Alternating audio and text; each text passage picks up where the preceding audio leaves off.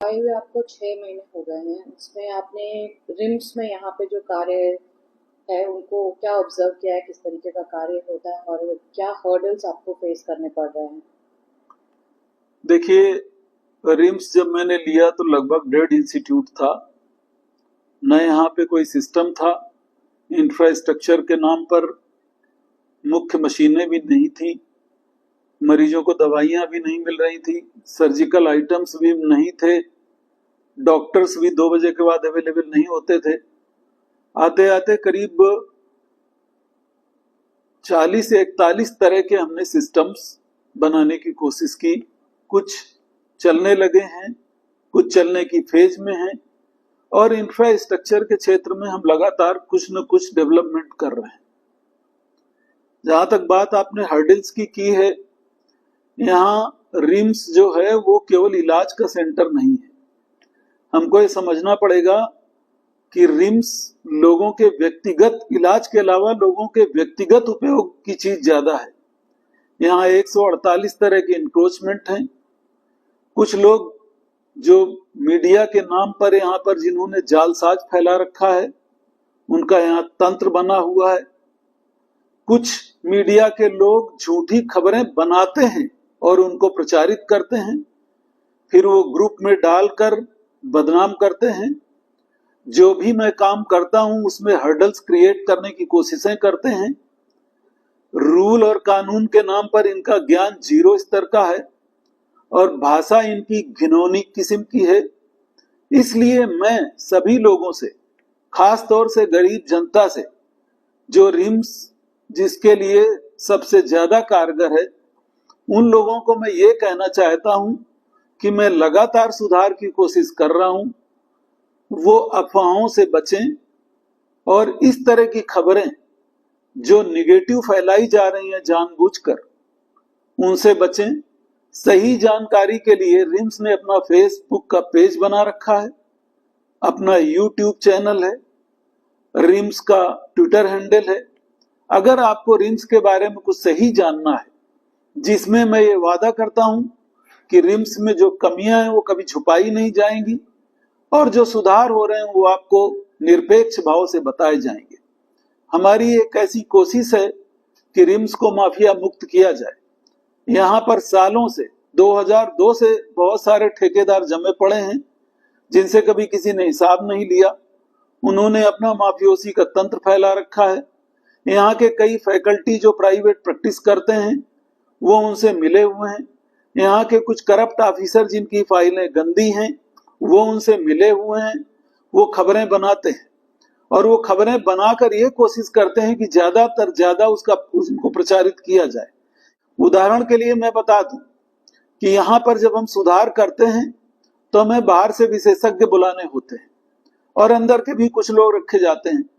यहाँ मैं ये भी बताता चलूं कि संस्थान में जो डिसीजन मेकिंग या पॉलिसी मेकिंग बॉडीज हैं वो 4 या 5 हैं, जिसमें पढ़ाई लिखाई से संबंधित फैसले लेने के लिए एकेडमिक काउंसिल है हमारे पास, पैसे से संबंधित मामलों में हमारे पास फिनांस कमेटी है, इमरजेंसी में फैसले लेने के लिए एग्जीक्यूटिव कमेटी है, इसी तरह मकान और बिल्डिंग के लिए हमारे पास स्टेट कमेटी है और इन सब के ऊपर हमारे पास एक गवर्निंग बॉडी है जो बहुत बड़ी बॉडी है, जिसमें फाइनल डिसीजन होते हैं और जिसमें हमारे माननीय यहाँ के लोकल पार्लियामेंटेरियन और यहाँ के एमएलए सहित प्रमुख सचिव और विभिन्न संस्थानों के, एम्स दिल्ली तक के डायरेक्टर और विभिन्न संस्थानों के वाइस चांसलर, इस तरह की एक बहुत बड़ी कमेटी है। इसके अलावा जो भी कमेटी निदेशक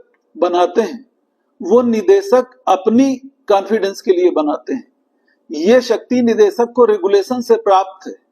हमें जब कहीं से किसी मैटर पर शिकायतें मिलती हैं या हमारे लोगों में उस तरह के कानून की जानकारी नहीं होती है तो हम देश से चिकित्सा विज्ञान के ऐसे विशेषज्ञ बुलाकर ये कोशिश करते हैं कि ये मैटर सॉर्ट आउट हो।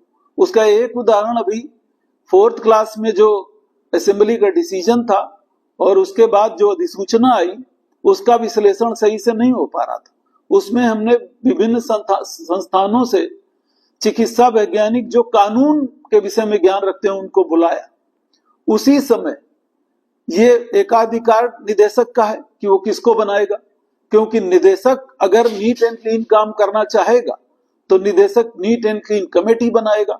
निदेशक अगर भ्रष्ट होगा तो भ्रष्ट लोगों की कमेटी बनाएगा। अगर निदेशक भ्रष्टाचार करता है तो आपके पास 500 ऑप्शन अवेलेबल हैं, आप उनको यूज करिए। यहाँ कमेटी बनने के पहले ही मैं ये बता दूं, मेरा बेटा यहाँ से मास्टर ऑफ हॉस्पिटल एडमिनिस्ट्रेशन कर रहा है, जो हमारे आने से पहले ही जिसका एडवर्टाइजमेंट हुआ था और वो पहला बैच आया था, और वो जब सिलेक्शन हुआ तो उच्च अधिकारियों को लिखित में सूचना भी दे दी। उसके बाद एक बार उस समय उन्होंने न्यूज बनाने की उसमें कोशिश की। अभी जब वो उसी विभाग में पोस्टेड था, स्टेटिव ब्लॉक में ही उसकी कुछ देर के लिए पोस्टिंग होती थी, क्योंकि एलएलएम है, कॉन्स्टिट्यूशनल लॉ से एलएलएम कर रखा है, टॉपर है, गोल्ड मेडलिस्ट है, कानून का उसको ज्ञान है। तो उच्च कमेटी में एक लॉयर रखने की जरूरत थी। उस लॉयर को हमने नीचे से प्रपोजल आया तो मैंने बिना फाइनेंशियल बेनिफिट देते हुए उसको अप्रूव कर दिया। पापियों ने अज्ञान बस और हमको बदनाम करने के लिए लिखा, हेडिंग बनाई कि अपने सुपुत्र को एक्सपर्ट बना दिया। अब ये बताइए, एक्सपर्ट तो मैंने एसजीपीजीआई और दूसरे संस्थानों से बुलाए थे और कॉन्फिडेंस के लोग बुलाए थे, ईमानदार लोग बनाए थे। इन पापियों ने वो न्यूज बनाई और चलाई। उसके बाद जब मैंने उसका विरोध किया तो दूसरी तरह से खंडन निकाला जिसमें अपनी तारीफ दिखाई। अब जो यहाँ पे प्रक्रिया चलती है कि कोई भी न्यूज चाहे वो गलत हो या सही, सरकार की तरफ से हमारे पास टिप्पणी के लिए आ जाती है। वो रूटीन प्रोसेस है कि कहीं कुछ गलत तो नहीं हो रहा है, सरकार अपनी निगरानी रखती है। अब उसमें वो रूटीन प्रोसेस से हमारे पास नहीं आई। आज न्यूज छप गई कि निदेशक से जवाब मांगा गया। तो मैं सिर्फ पब्लिक को और सही तरह के उन लोगों को और सही तरह के पढ़े लिखे शिक्षाविदों को ये बताना चाह रहा हूं कि निदेशक को अपनी ईमानदारी का प्रूफ देने की आवश्यकता नहीं है। 40 साल मैंने इस देश में पूरी निष्ठा, ईमानदारी, बिना बेईमानी के पब्लिक को अपनी लाइफ समर्पण की है। इसको कहीं से भी वेरीफाई किया जा सकता है। वो लोग जो समझदार लोग हैं, साफ स्वच्छ लोग हैं, जो रिम्स को रिम्स बनाना चाह रहे हैं, दोबारा से इसको ग्लोरी में वापस रखना चाहते हैं, वो भ्रांतियों में न पड़े। अच्छी न्यूज के लिए अब रिम्स ने 2 और व्यवस्था कर दी है। हमारे यहाँ लगातार एलसीडी प्रोजेक्टर चलेंगे जिसमें हमने ये व्यवस्था की है कि उनमें हेल्थ की टिप्स दी जाएं, स्वास्थ्य की जानकारियां दी जाएं, संस्थान में कहाँ क्या सेवा मिल रही है उसको कैसे सुगमता से हासिल किया जाए, टाउट से कैसे बचा जाए, दवाएं कहाँ सस्ती मिल जाएंगी, कंज्यूमेबल्स कहाँ अवेलेबल होते हैं, आयुष्मान भारत की सुविधा कहाँ मिलती है, ये सब बताया जाएगा। और इसके साथ साथ संस्थान के बारे में क्या गतिविधियां चल रही हैं, संस्थान किस तरह तरक्की कर रहा है, संस्थान में क्या बुराइयां हैं, क्या अच्छाइयां हैं। मैं एश्योर करता हूं जो बुराइयां हैं वो भी आपको बताई जाएंगी। तो इसलिए आप सभी से निवेदन है कि आप समय समय पर जब भी रिम्स पधारें, 2 मिनट एलसीडी प्रोजेक्टर जो आपकी रीच में हो उसमें खड़े हों, आपको संस्थान के बारे में जानकारी मिल जाएगी।